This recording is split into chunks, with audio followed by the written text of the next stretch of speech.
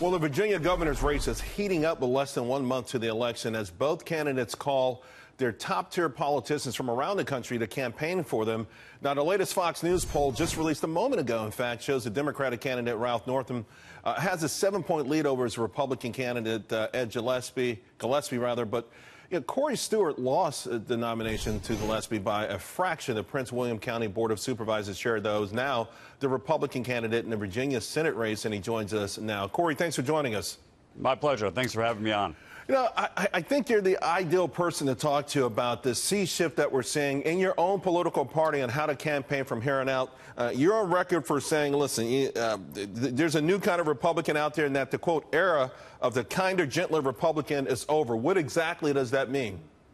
Well, I think it means that, look, Republicans have to give up this idea that we're going to try to reach out and try to get everybody's vote.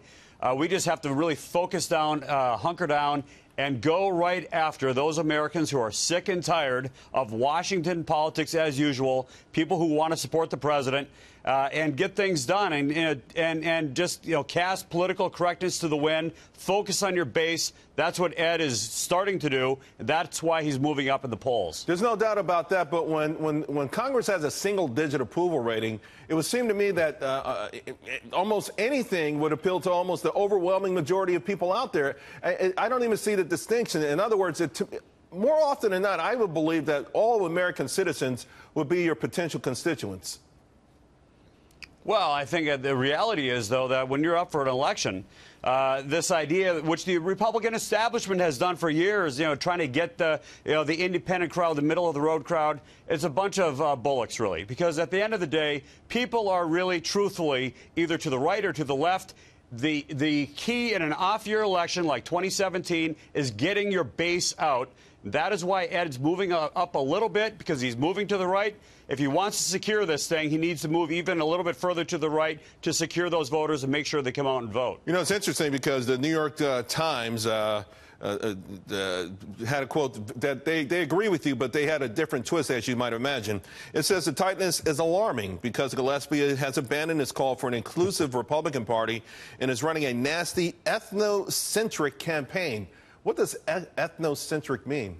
Well, you know what they're doing. They're referring to the fact that Ed is moving to the right on illegal immigration, saying, look, we've got to crack down on MS-13, all these illegal alien gangs that are plaguing the streets all over Virginia, not just in Northern Virginia, but across the country. And the other thing is, Ed's moving to the right on protecting historical monuments, a very important issue to the average Virginian who doesn't want to see these historical monuments taken down. Ed is moving to the right in those areas, though obviously the New York Times doesn't like that, but they're not going to vote for him. So that's just too bad for them. Yeah, and we're talking primarily Confederate statues and things like that, which, of course, a lot of people who are apolitical wonder why you would destroy history because you can't rewind it.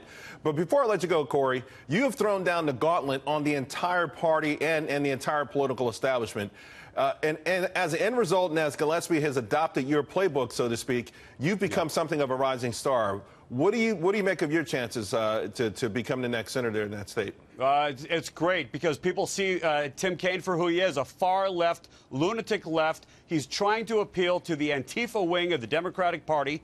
In fact, that's why Hillary Clinton chose Tim Kaine, is to appeal to the Bernie Sanders far-left wing of the party. People see that now, and that's completely out of step with Virginians. That's where we're going to win Virginia back in 2018. Corey Stewart, thank you very much. Really appreciate it.